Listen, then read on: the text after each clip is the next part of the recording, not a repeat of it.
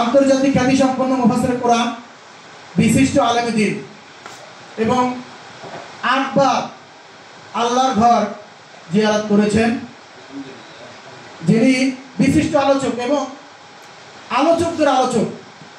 বাংলাদেশে মুফাসসির পরিষদের যে কমিটি রয়েছে সেই কমিটির কেন্দ্রীয় সহসভাপতি জনাব আলহাজ হযরত মাওলানা হাফেজ কামরুল ইসলাম খান, তিনি আমাদের মাঝে এসে ইতিমধ্যে উপস্থিত হয়েছেন। মোহতারাম আমাদের সাথে গিয়েছিলেন এবং আমাদের সার্ভিস কীরকম সেটা তার মুখ থেকে আমরা শুনবো। তাকে অনুরোধ জানাবো যে আমরা যে সার্ভিসটুকু দিয়েছি সেই সার্ভিসটুকু আমাদের ট্রাভেলসের সুবিধার্থে এবং আপনারা যাবেন আপনাদের জানার জন্য, আপনাদের মাঝে তুলে ধরার জন্য। সম্মানিত উপস্থিতি, এই পর্যায়ে আমাদের মাঝে আলোচনা রাখার জন্য হিলফুল ফুজুল ট্যুরস অ্যান্ড ট্রাভেলসের পক্ষ থেকে সবিনয় অনুরোধ জানাচ্ছি আজকের অনুষ্ঠানের সম্মানিত অতিথি আলহাজ হযরত মাওলানা হাফেজ কামরুল ইসলাম খান, কেন্দ্রীয় সহসভাপতি বাংলাদেশ মাজলিসুল মুফাসসিরিন এবং আমাদের এই এজেন্সির একজন সম্মানিত হজের পরিচালক মোহতারামকে আমাদের মাঝে আলোচনা রাখার জন্য সবিনয় অনুরোধ জানাচ্ছি।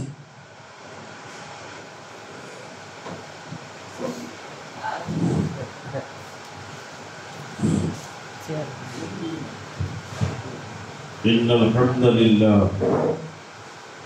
والصلاة والسلام على نبينا محمد وعلى آله وأصحابه وأهل بيته أجمعين.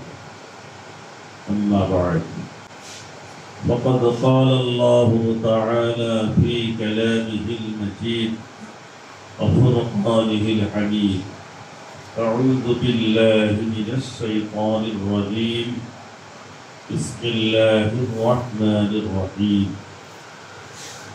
ولله على الناس حج البيت من استطاع إليه سبيلا صدق الله المولى العظيم.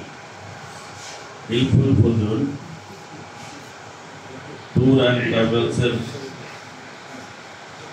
কর্তৃক আয়োজিত আজকের এই হাজী ভাইদের নিয়ে বিশেষ অনুষ্ঠানের সম্মানিত সভাপতি, সম্মানিত এমডি, আমার স্নেহস্পদ আলহাজ মাওলানা হাফেজ সাইফুল ইসলাম সাহেব হাফিজাহুল্লাহ, উপস্থিত রয়েছেন আজকের এই অনুষ্ঠানের সম্মানিত প্রধান অতিথি আমার শ্রদ্ধাভাজন বরিশাল বিভাগের ওলামা পরিষদের সম্মানিত সভাপতি আলহাজ হযরত মাওলানা হাবিবুর রহমান সাহেব মাদ্দাজিল্লাহুল আলী, উপস্থিত রয়েছেন বিশেষ অতিথি আমাদের সকলের শ্রদ্ধাভাজন ঐতিহাসিক সাখাত কলেজের সম্মানিত অধ্যক্ষ আলহাজ হযরত মাওলানা আব্দুর রব সাহেব হাফিজাহুল্লাহ,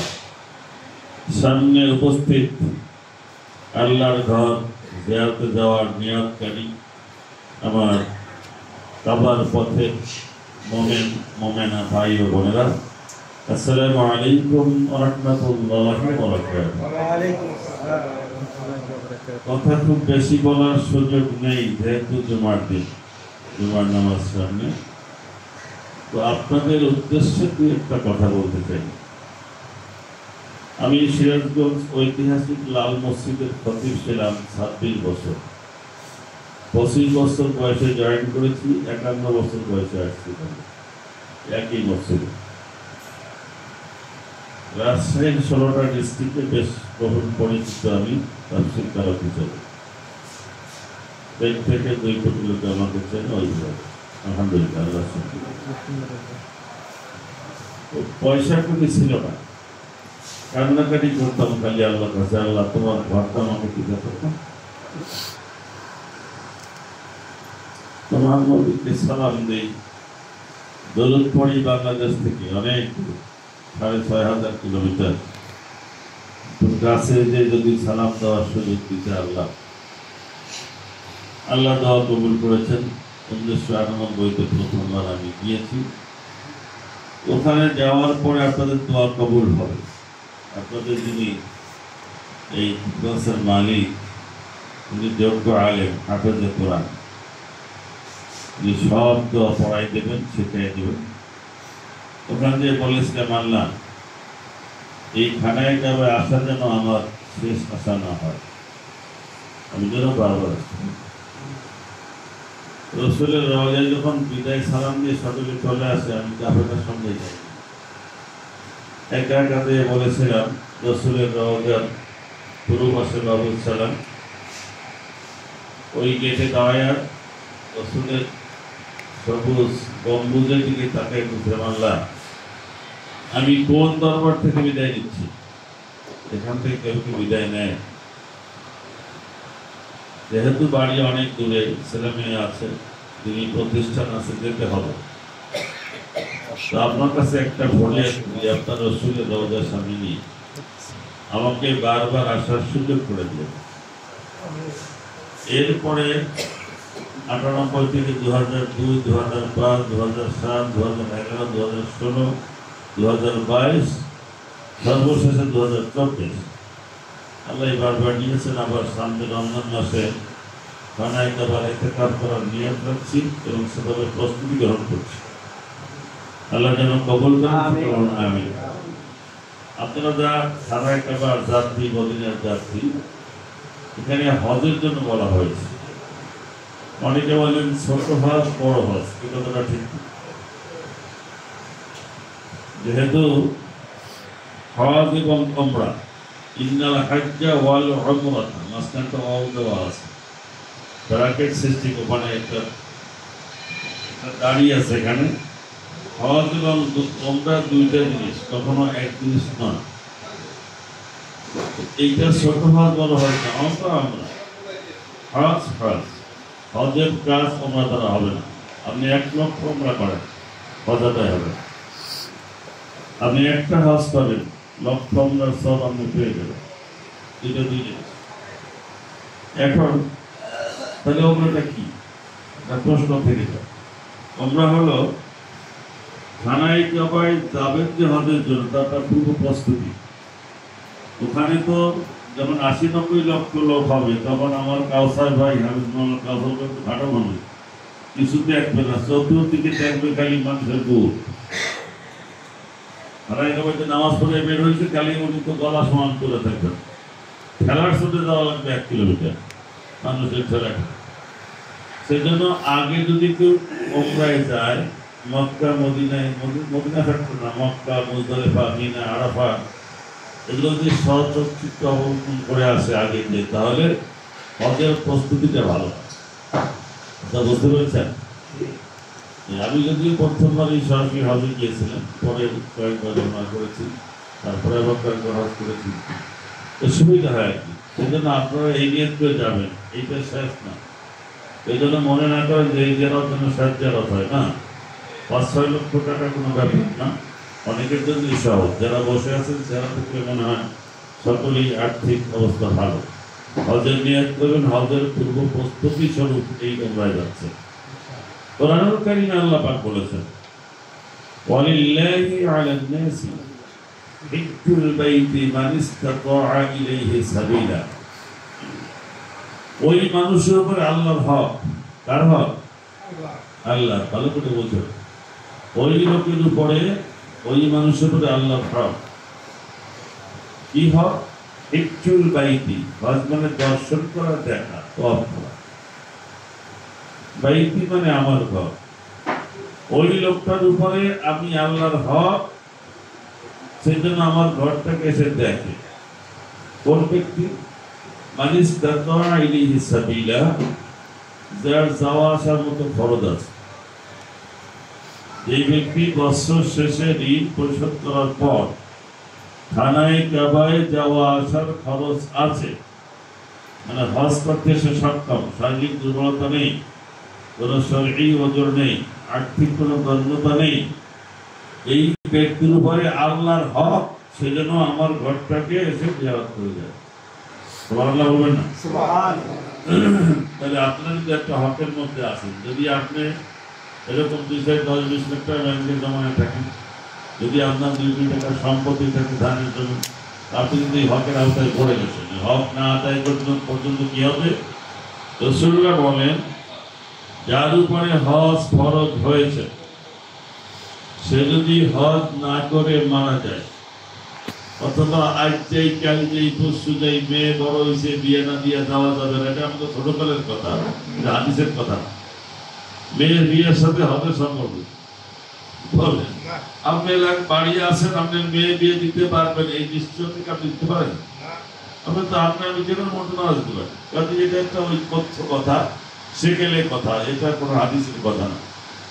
হজ ফরজ হয়ে গেলে রাসূলুল্লাহ বলছেন, যদি কেউ ডিলে করে, যদি কেউ আজ দিয়ে কাল দিয়ে করতে করতে দেরি হয়, আর এই লোক যদি হজ না করে মারা যায়, তাহলে সে ইহুদি বা নাসারা হয়ে মরুক, সেজন্য আমার কোনো দায় দায়িত্ব নেই। রাসূল কিয়ামতের দিন সকল মুমিনকে সুপারিশ করবেন। কিন্তু হজ না করে মারা গেলে, হজ তো সকলের জন্য ফরজ না, মালদারের জন্য। যাকাত তো সকলের জন্য ফরজ না, মালদারের জন্য। আপনি মালদারের জন্য হজ ফরজ, তার মানে কি? আপনি যদি কোটিপতি হন, শিল্পপতি হন, তাহলে আপনার আন্ডারে কয়েক হাজার লোক আছে। এই কয়েক হাজার লোককে আপনার ওইখানকার যে বরকত, লাল্লাযী বিবাক্কাতা মুবারাকা হুদাল লিল আলামিন, বিশ্ববাসীর জন্য এটা হেদায়েতের কেন্দ্রস্থল, এবং লোকরা এসে দেখুক আল্লাহ পাক কি বারাকা এখানে রেখেছেন। আপনি কথাগুলো সে বলতে পারবেন, আপনার অধীনস্থ 1000 শ্রমিক আপনার কথা শুনে খানায় কাবা, মদিনা মুনাওয়ারা এ সম্পর্কে তার ইমানি মজবুতি বাড়বে, ঠিক কিনা বলুন? সেই জন্য আপনার উপরে এই হজ ফরজ। এখন রাসূল সাল্লাল্লাহু আলাইহি ওয়াসাল্লাম বলছেন যে মক্কার সাথে মদিনার, কিন্তু হজের সাথে মদিনার যাওয়ার কোনো সম্পর্ক নেই, ইচ্ছা গেলে না গেলে। কিন্তু একটা জয়ীফ হাদিসে পাওয়া যায়, রাসূলুল্লাহ বলছেন যে মক্কায় এসে হজ করে চলে গেল, আমার সঙ্গে দেখা করলো না, মানে মদিনায় গেল না, সেজন্য আমার সঙ্গে গোস্তাকি করে চলে গেল। আসলে এমন নির্বন্ধ নাই যে মক্কা পর্যন্ত যে রাসূলের রওজায় না যাইয়া বাড়ি চলে আসবে, এমন বোকা লোক, এমন নির্বন্ধ আল্লাহ দুনিয়ায় পয়দা করেননি, ঠিক কিনা করেন? মদিনা মুনাওয়ারা রাসূল আমাদের কলিজার, আমাদের হৃৎপিণ্ড। খানায় কাবা আমাদের জীবন, আর জীবন টিকটিক করে চলে হৃৎপিণ্ডের দ্বারা। মদিনা আমাদের হৃৎপিণ্ড, খানায় কাবা আমাদের জীবন, দুইটার সমন্বয় হজ। রাসূলুল্লাহ বলছেন যে আমার মসজিদে 40 ওয়াক্ত নামাজ পড়লো, মান যারাল কবরি ওয়াজাবাত লাহু শাফাআতি। যদি হাদিস তরিকে দুর্বল বলেছেন, হয়তো হাদিস বলেন নেই, কিন্তু আছে যখন কিতাবে, আমি কিতাবে কথাটাই বলনা, যে লোক আমার কবর জিয়ারত করলো তার জন্য আমার সুপারিশ ওয়াজিব হয়ে গেল। সুবহানাল্লাহ। সেই জন্য মক্কায় যে মদিনায় কেউ না যেয়ে আসেন।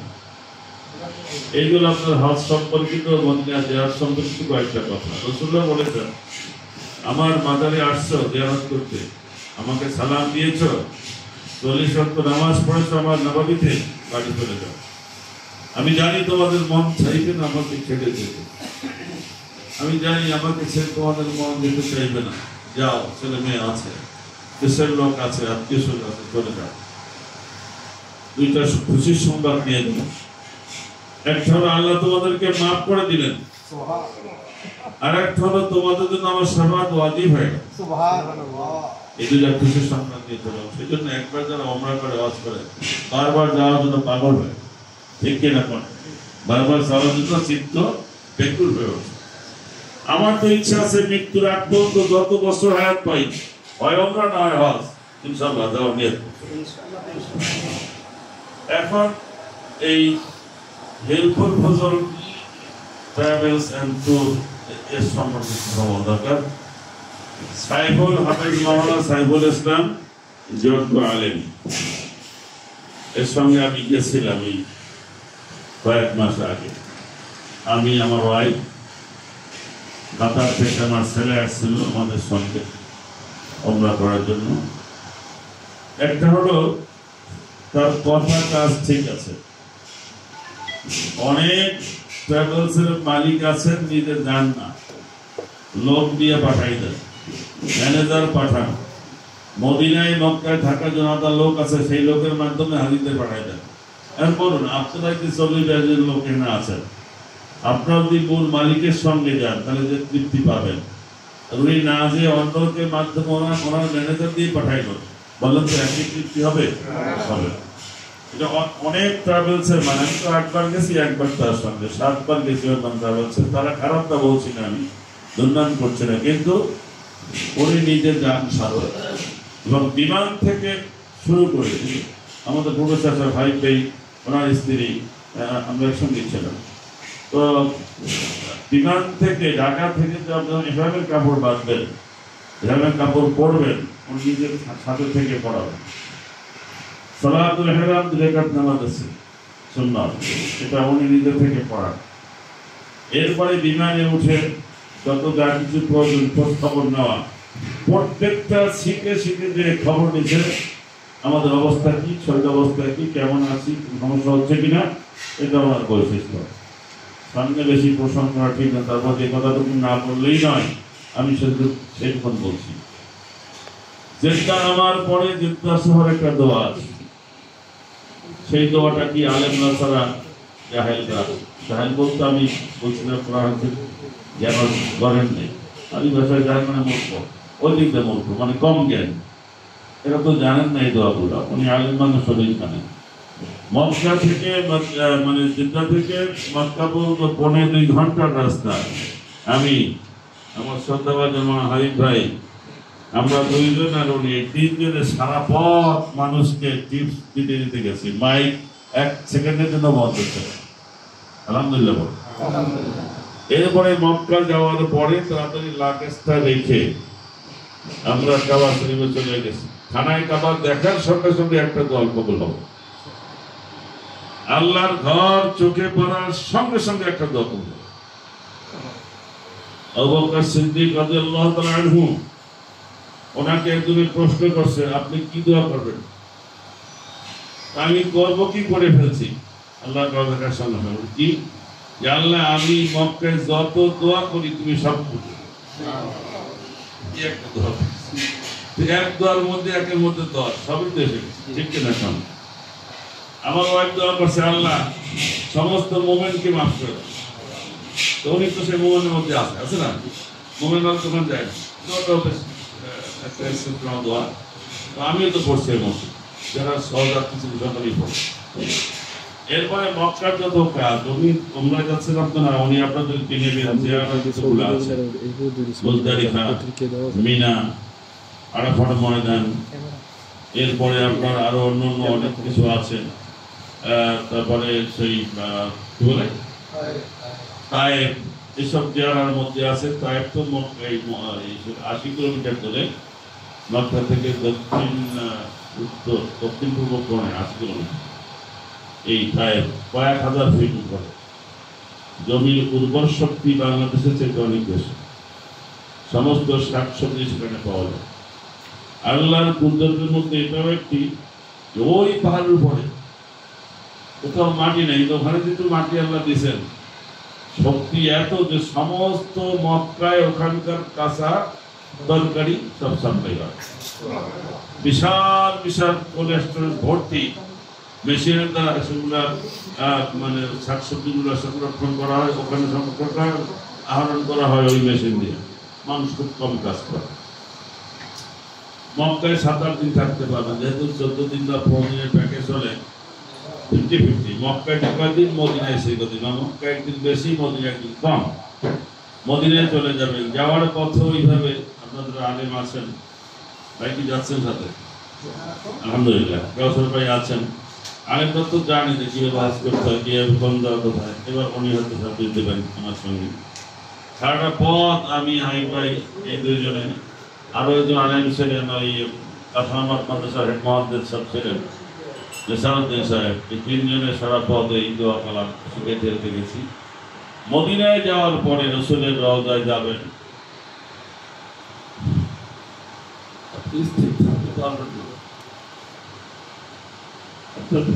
কম পয়সা যাবে।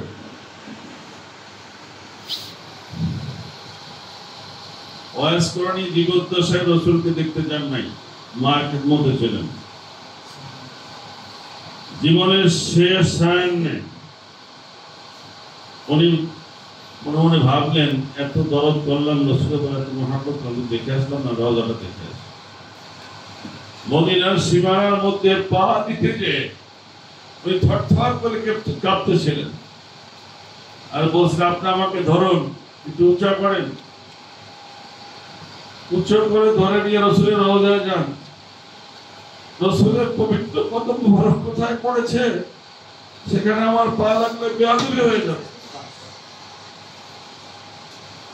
এভাবে কয়েকদিন ছিলেন, দিন রাত 24 ঘন্টা কান্নায় তিনি ভেঙে পড়েছেন। সেই মদিনার যাত্রী আপনারা কপাল কারো যদি বেশি ভালো সুপ্রসন্ন হয়, সব রসুলের সঙ্গে বিচার হয়ে যাবে। মদিনায় শুধু একটাই কাজ, একটাই আমল, দরুদ শরীফ যত যে বেশি পড়বেন তত তার ইমানি শক্তি বেশি বাড়বে। মানুষ ওখানে দিয়ে আবু জেহেলের বাড়ি কয়টা পায়খানা সেটা বলতে যায়, শহরটা কেমন দেখতে যায়। না, এটা করবেন না, সময় নষ্ট করবেন না। আমি প্রথম বছর 35 দিনের দিন রাত 24 ঘন্টা মিলে মাত্র 90 ঘন্টা রেস্ট দিয়েছিলাম, ঘুম সহ 90 ঘন্টা একেবারে ঘড়ি ধরে। আপনি সোনা কিনবেন, ওখানে সোনা বাংলাদেশে আছে। কম্বল কিনবেন, ওখানে যে ব্ল্যাঙ্কেট যেটা যে টাকা কিনতে আছে কম দামে রাজনীতি একইটা কোরিয়ান পাওয়া যায় কম দামে, 71,000 কম দামে। সময় নষ্ট করার সময় নেই। খানায় কাবায় একবার আল্লাহ বললে 1 লক্ষ বার বলার সওয়াব, 1 রাকাত নামাজ পড়লে 1 লক্ষ রাকাতের সওয়াব, একবার দরুদ পড়লে 1 লক্ষ বার দরুদ পড়ার সওয়াব, একটা খতম কোরআন শরীফ পড়তে পারলে 1 লক্ষ বার খতমের সওয়াব। এই কয়েকবার মিলে আমার সিনার মধ্যে 14 লক্ষ খতমের সওয়াব আছে। যেহেতু নিজে কোরআনে হাফেজ, খতম করতে ভুল করি, হাফেজ সব খতম করেছেন, আপনিও পড়েছেন আলহামদুলিল্লাহ, ভাইও কোরআন শরীফ পড়েছেন। এই তাহলে এইগুলো পজিটিভ নিয়ামত। মক্কায় যা করবেন 1 লক্ষ। জামাতের সঙ্গে নামাজ পড়ার চেষ্টা করবেন, জামাত করবেন না। 25 থেকে 30 লক্ষ লোকের জামাত, খানায় কাবার ইমামের পিছনে নামাজ, 4টিখানি ব্যাপার না, সৌভাগ্য লাগে। কথা ঠিক কিনা কোন?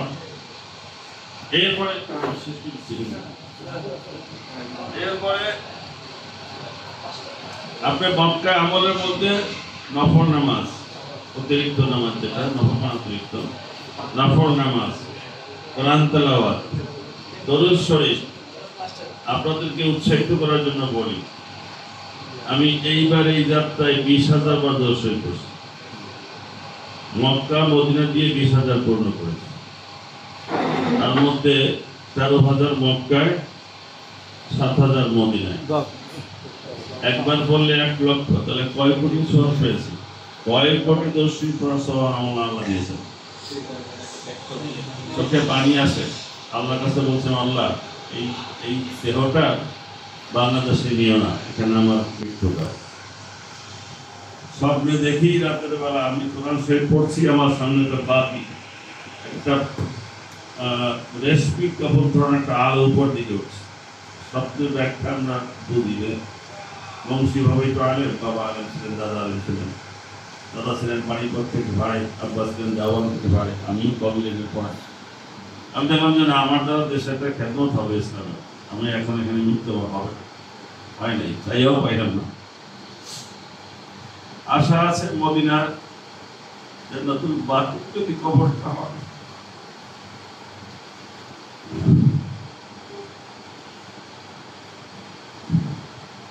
রসুলের পাশাপাশি যদি থাকার সুযোগ হয়, ওলি আল্লাহকে সবসময়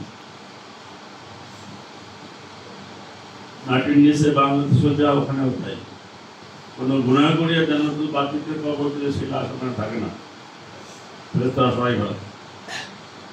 10,000-এর বেশি সাহাবী আছে জান্নাতুল বাকি। এটা সশক্তি দেখতে দিচ্ছিলাম। ওখানে ঢুকবেন, দোয়া করবেন, কলিজাটা ঠান্ডা হয়।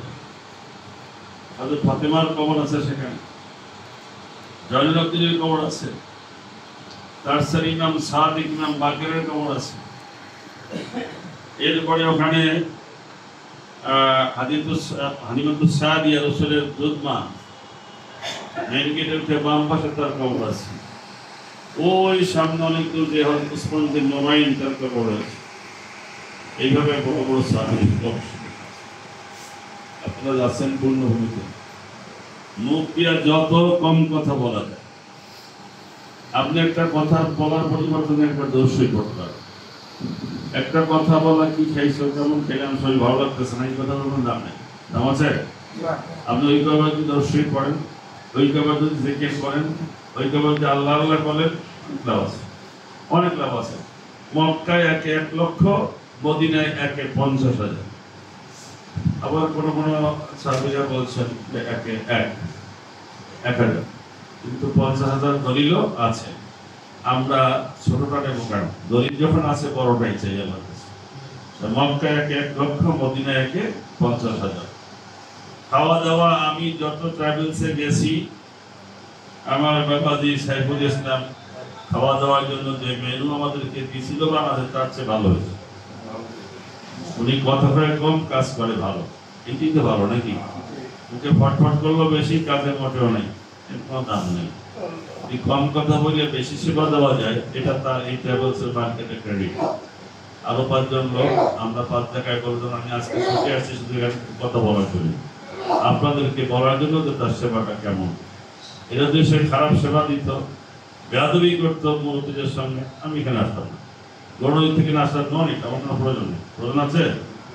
আমাকে যদি 10,000 টাকা দেবে, আমি আসছি, আমার করে প্লেনে নিয়ে আসছে, হেলিকপ্টারে আনছে, প্রাইভেট কারে নিয়ে আসছে, না, আমি গাড়িতে বাসে চলে আসছি। এখন এই জন্য হাফেজ সাইফুল ইসলাম যে কথা বলে নেয়, সেই কথাটা ঠিক রাখে। অনেক সময় মদিনায় সরকার একটু সমস্যা হয়, সেটা কি, বাসা ভাড়া উনি করেছেন, আগের যে পার্টিটা গেছে সেটার আরো একক তো বাকি আছে খাওয়া, ওই খাইয়া যাবে। হয়তো এইটুক সময় আপনাদেরকে ওয়েটিং রুমে অপেক্ষা করতে হতে পারে, যেহেতু এটা তার নিজের দেশ না, এটা মদিনার লোকের ব্যাপার, মক্কার লোকের ব্যাপার। এই যদি এ জাতীয় কোনো সমস্যা তৈরি করার জন্য হয়, সেজন্য মনে কোনো কষ্ট নেওয়া যাবে না। আপনার সবচেয়ে বড় কথা হলো, আপনি খানায় কাবায় গিয়েছেন, আল্লাহ পাক মঞ্জুর না করলে খানায় কাবায়, মক্কা মুআজ্জামায় কেউ যেতে পারে না। আল্লাহ পাকের নির্ধারিত বান্দাবান্দি না হলে মদিনার পূর্ণভূমিতে পা রাখা অসম্ভব, অসম্ভব। আল্লাহর পছন্দকৃত ব্যক্তি, পুরুষ নারী, আল্লাহ যাকে ভালোবাসেন, মহব্বত করেন, তারাই শুধু যেতে পারে। আর একটা কথা হলো, অসুখ বিসুখ হলে আমি দেখছি সে তার নিজের ঠাকুরের মতো ট্রিটমেন্ট করা, হাসপাতালে নেওয়া। অবশ্য আমাদের কিন্তু হাসপাতাল যাওয়ার মতো হয়নি, ওষুধ নিয়ে আসা, তাকে সেবা শুশ্রূষা করা। ইয়ং মানুষ তো এনার্জি আছে, কথা বলছেন, আমি দূরাই যে কথাটা কথা বললাম, সেটাও তার এনার্জি আছে। অবয়সী ছেলে, কত 30-32 বছর বয়স, এই বয়সে অনেকটাই সে অ্যাডভান্স। বহুবার সে হজ করেছে, সব কাফেলার সঙ্গে নিয়ে গেছে, খানায় কাবায় হজের জন্য গেছে কাফেলা নিয়ে। আপনাদের এই 2025-এর প্রথম কাফেলাটা সে নিজে যাচ্ছে, এটাও তার সৌভাগ্য, এটা তার এটা তার ব্যবসা না। যদি সাইফুল ইসলাম ব্যবসা নিয়ে করতো, তাহলে অনেক বেশি টাকা কামাই করতে পারত। সে ব্যবসার জন্য এই কাজ করে না। আমি তার উদ্দেশ্য লক্ষ্য সম্পর্কে জিজ্ঞাসা করেছি, সে উদ্দেশ্য লক্ষ্য সম্পর্কে বলেছে, আমার একটু হাজিদের সেবা করার ইচ্ছা।